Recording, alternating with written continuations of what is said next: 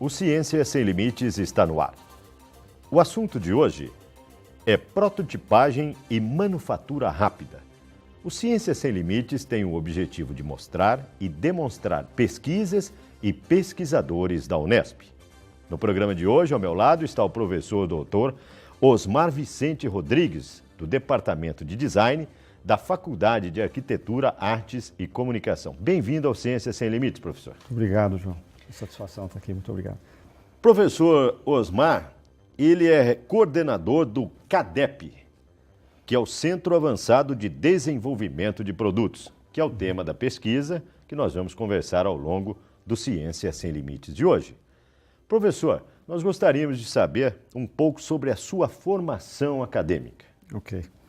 Bom, a minha graduação foi feita aqui em Bauru mesmo, né? Eu sou prata da casa, ainda na época da antiga Fundação Educacional de Bauru, né?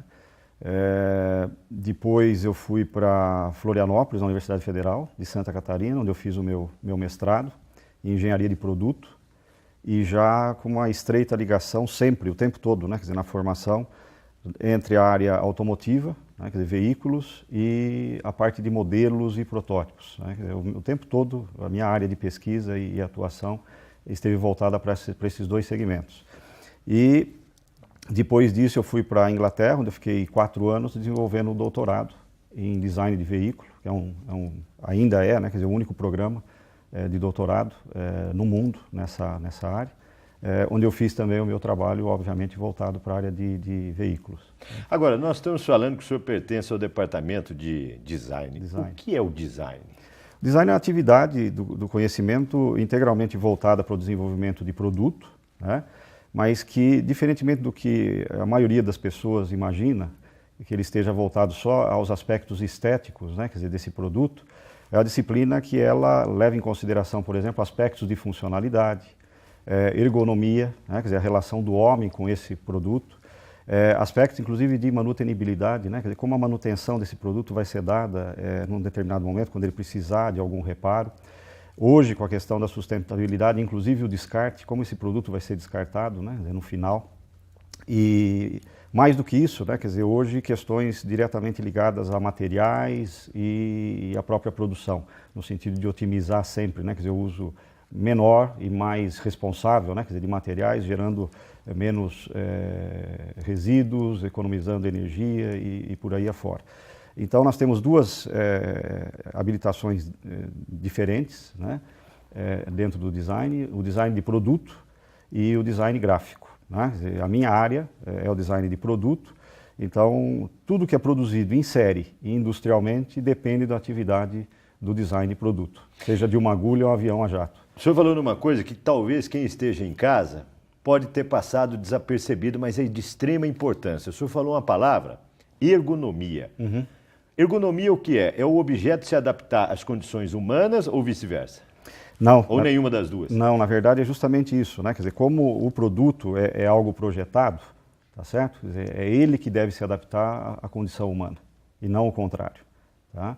Então o grande problema, né? Quer dizer, principalmente dos produtos mais antigos ou das máquinas, né, quer dizer, mais antigas, que não levavam em consideração a ergonomia em seu projeto, quem tinha que se adaptar a ela era o homem, em condições, às vezes, muito perigosas, insalubres, né, cansativas, né, com fadiga num período de tempo muito curto, né, depois da execução e coisas do tipo. Então, a ideia é sempre o contrário, né, quer dizer, você conceber o produto que ele se adapte às condições de uso. Né. O senhor pode dar um exemplo rápido?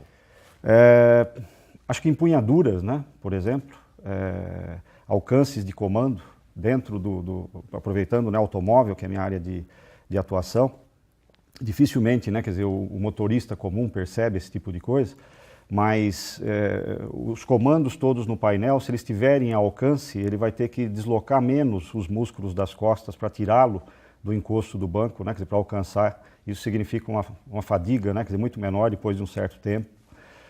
o alcance, a alavanca de mudança, né? Quer dizer, a posição em relação até a ao volante. visualização, né, do painel, para que eles possam ter uma noção, aquela luz, né, de qualquer posição que você esteja, você está vendo, né, velocímetro e tal. Principalmente, né, quer dizer, a questão visual dentro do projeto automotivo, hoje ela é preponderante, né? Quer dizer, os famosos pontos cegos, né, na carroceria, aqueles pontos que eles conseguem esconder a alguns metros na esquina um caminhão todo, por exemplo, na coluna, né, quer dizer, do para-brisa do veículo e coisas do tipo. Então, tudo isso tem que ser levado em conta, né? Tá. Isso é a ergonomia, isso veio para facilitar a vida do ser humano. E é mais uma disciplina, vamos dizer, dentro do design, em especial do design de produto, né, quer dizer, na sua atividade. Agora, o senhor falou de design de produto e design gráfico, que eu acho que vale a pena a gente explorar também um pouco esse assunto. O senhor vai falar já daqui a pouquinho, depois de um breve intervalo. Hoje nós estamos recebendo no Ciência Sem Limites o professor Osmar Vicente Rodrigues, do Departamento de Design da Faculdade de Arquitetura, Artes e Comunicação do campus de Bauru. Para contactar o pesquisador, basta acessar www.faac.unesp.br, clique em Departamentos de Design. Um instante só, o Ciência Sem Limites volta já.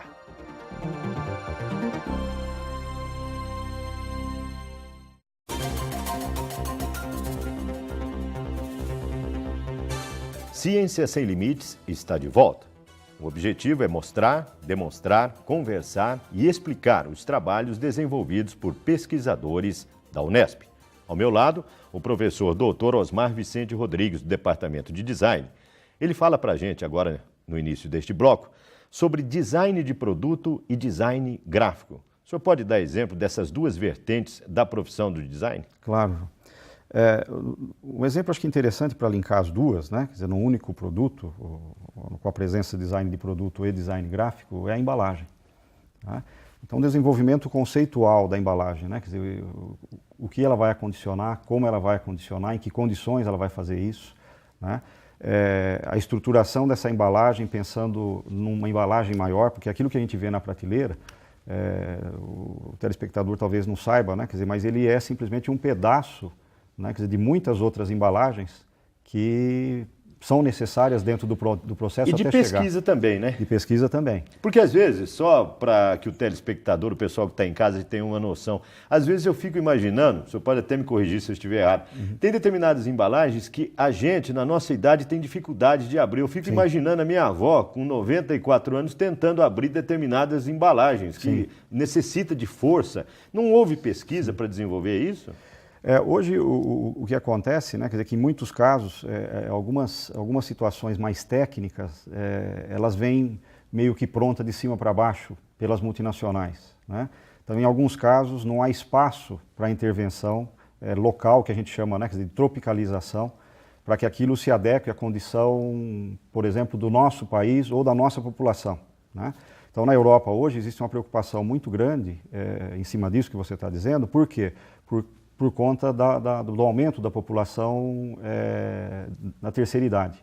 Tá? Existe um número muito grande, né, quer dizer, de idosos na Europa, então a preocupação com esse tipo de coisa ela é muito maior do que em outros países, né?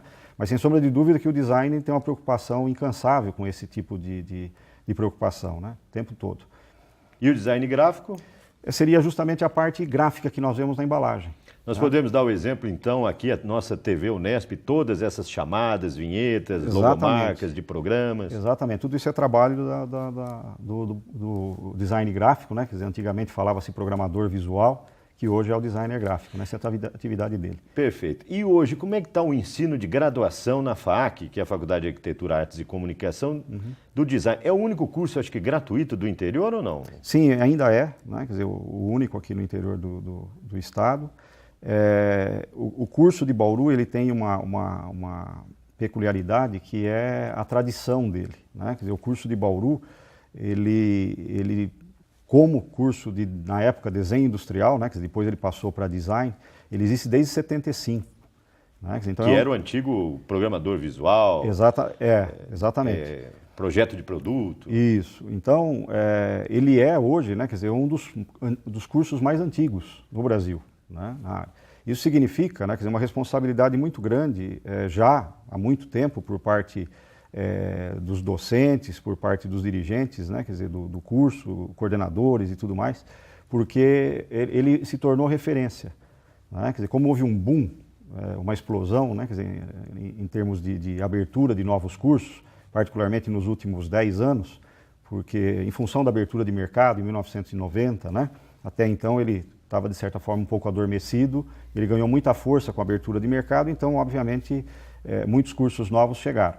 E obviamente o curso de Bauru, né, quer dizer, por essa tradição, ele é sempre usado como referência, tá? Seja na sua grade curricular, seja na sua abordagem, na sua maneira, né, quer dizer, de fazer o curso, de ensinar design, ele é sempre usado como referência. Então isso para nós é sempre motivo de preocupação e responsabilidade. Por parte dos interessados, da população? A procura tem aumentado, né, quer dizer, ela está em ascensão já há muitos anos, né, quer dizer, haja vista os dados da própria VUNESP, todo ano, né, quer dizer, no vestibular, a relação candidato-vaga ela vem sempre aumentando ano a ano, né? Então a procura realmente é muito grande.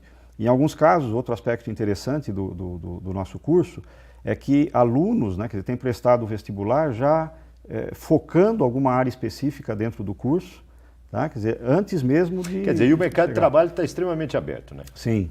Hoje, diferentemente do que acontecia, né, quer dizer, antes da abertura de mercado, a situação era muito confortável, né, quer dizer, para o empresariado em relação ao investimento no desenvolvimento de novos produtos, né? Ele não tinha ameaça do concorrente Quer dizer, externo. tinha uma visão fechada no passado, né? E hoje ele vê que, em termos competitivos, ele tem que dar oportunidade. Com a abertura, né, quer dizer, em questões de semanas, meses, né, quer dizer, o concorrente estrangeiro ele desembarcou no país, né, quer dizer, com um produto que ele já tinha essa característica e a tradição do design, ele já era pensado assim, o produto dele estava pronto.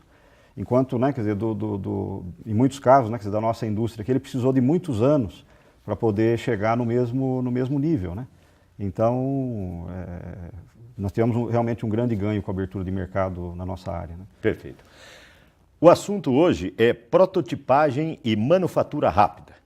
CADEP, Centro Avançado de Desenvolvimento de Produtos. No próximo bloco, nós vamos saber o que representa o CADEP e o que é prototipagem e manufatura rápida. Ciência Sem Limites volta já.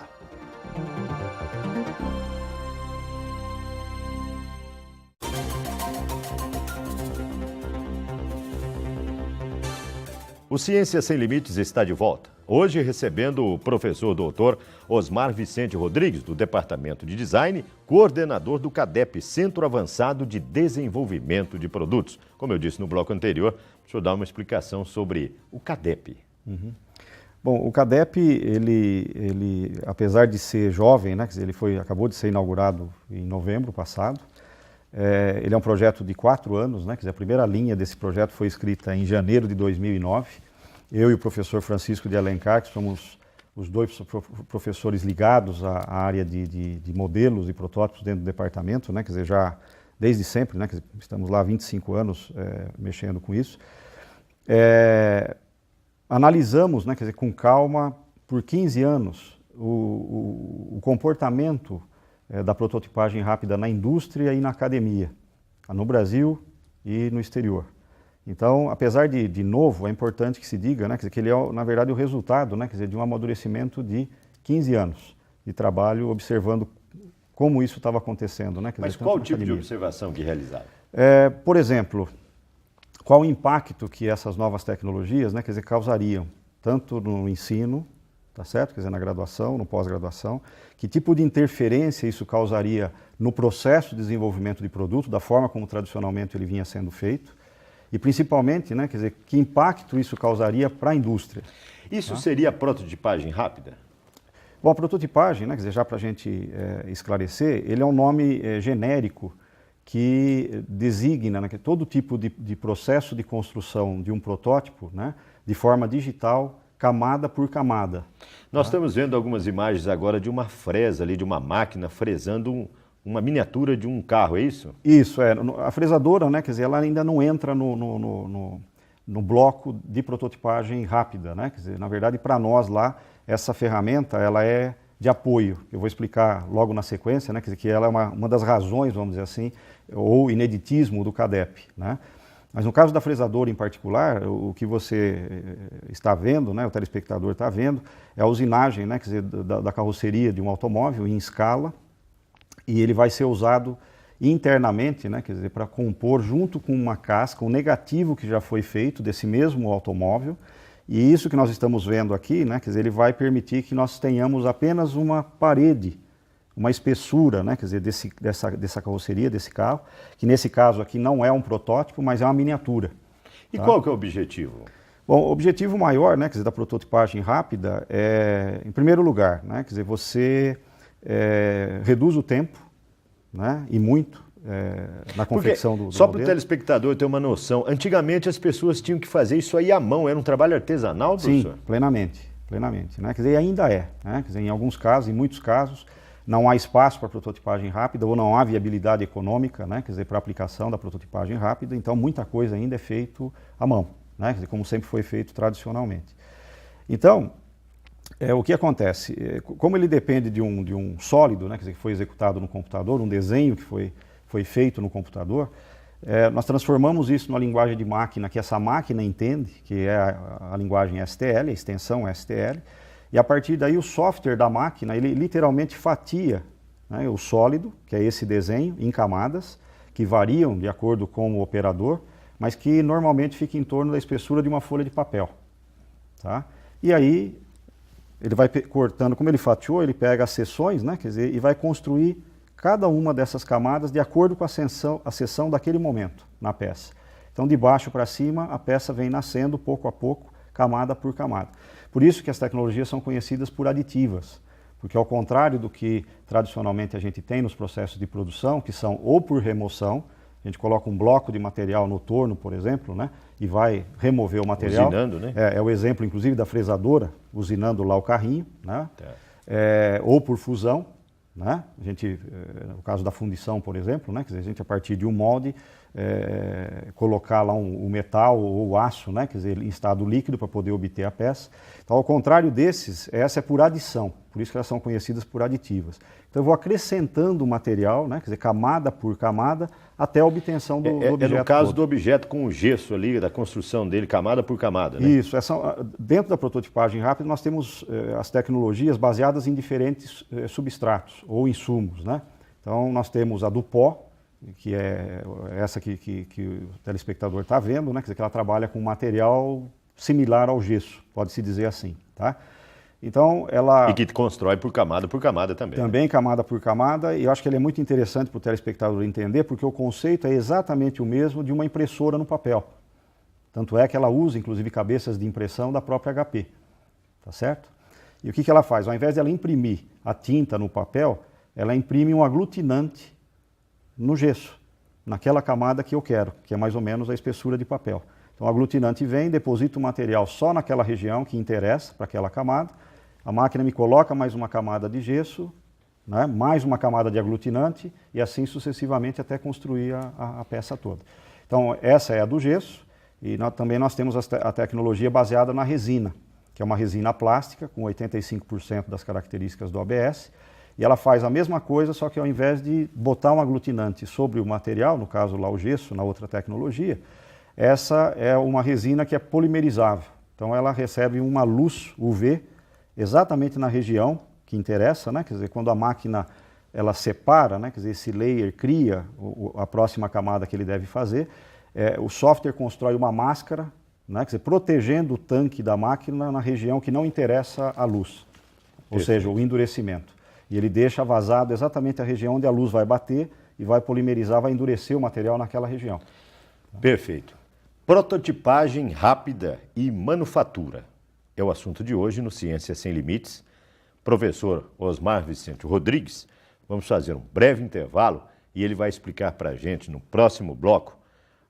Será que a prototipagem rápida veio substituir os métodos convencionais? Voltamos já.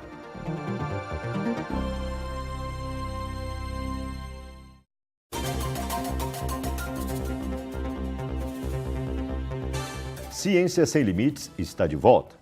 Hoje recebendo o professor Osmar Vicente Rodrigues, do Departamento de Design. Professor, nós estamos falando sobre prototipagem rápida. Ela veio para substituir métodos convencionais e quais benefícios ela traz à prototipagem, tanto para a Unesp, quanto para os alunos, quanto para o senhor e os seus colegas pesquisadores? Ok. Bom, em primeiro lugar, esse centro, ele, assim que foi inaugurado, né, quer dizer, em novembro passado, ele já colocou a Unesp dentro de um cenário, né, quer dizer, composto por outras 70 universidades no mundo. No mundo? No mundo, que contemplam tecnologias digitais para prototipagem rápida, né? O caráter inédito dele, essa é a grande diferença, que faz que ele seja um dos únicos no mundo, é justamente a combinação, isso já está atrelado à primeira pergunta que você fez, é a combinação das tecnologias digitais de prototipagem, as tecnologias aditivas, como eu falei há pouco, com as tecnologias convencionais.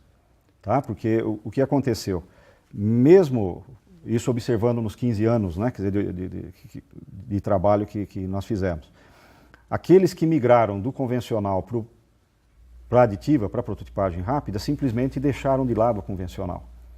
E aquelas que nasceram já, né, quer dizer, baseadas na prototipagem rápida, em alguns casos nem conhecem as convencionais. Mas uma não pode ser complementadas? Outra? Elas podem, mas se você não conhece ou não as tem, você não pode fazer. Tá? Então, o ineditismo do CADEP, ele está exatamente nesse ponto.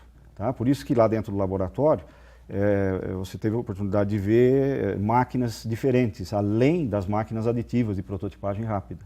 Então nós temos lá o centro de usinagem, tá certo?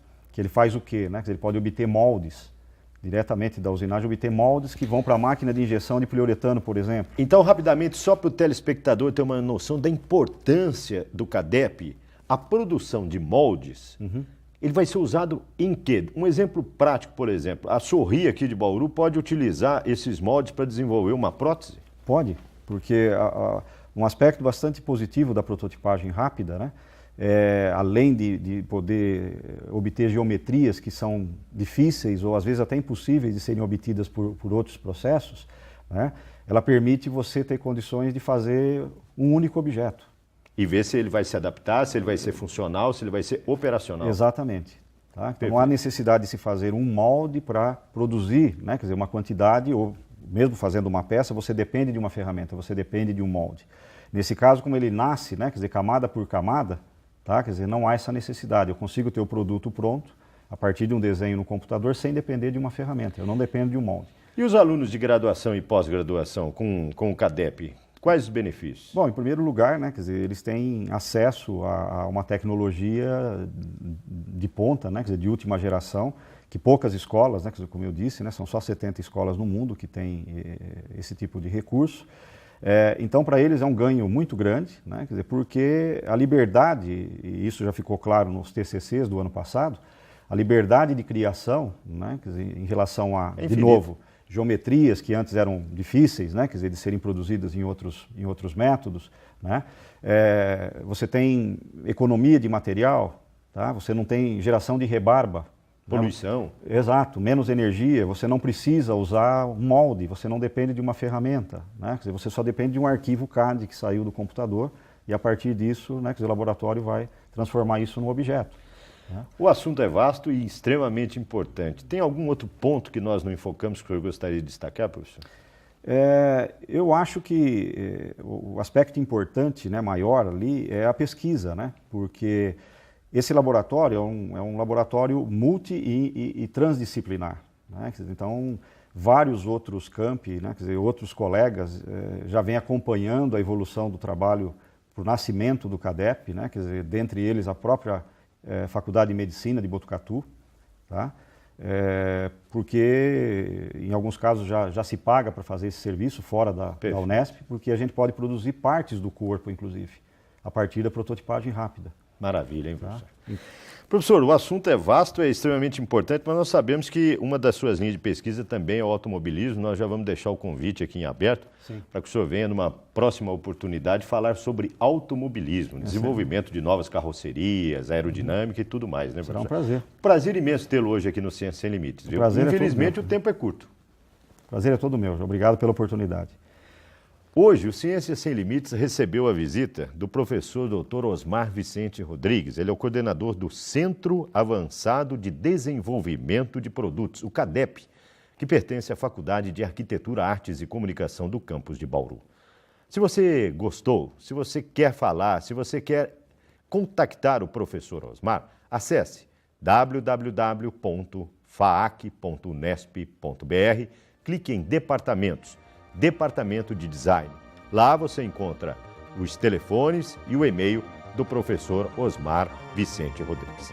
Ciências Sem Limites termina aqui e promete voltar semana que vem com um novo pesquisador e um novo assunto. Até lá!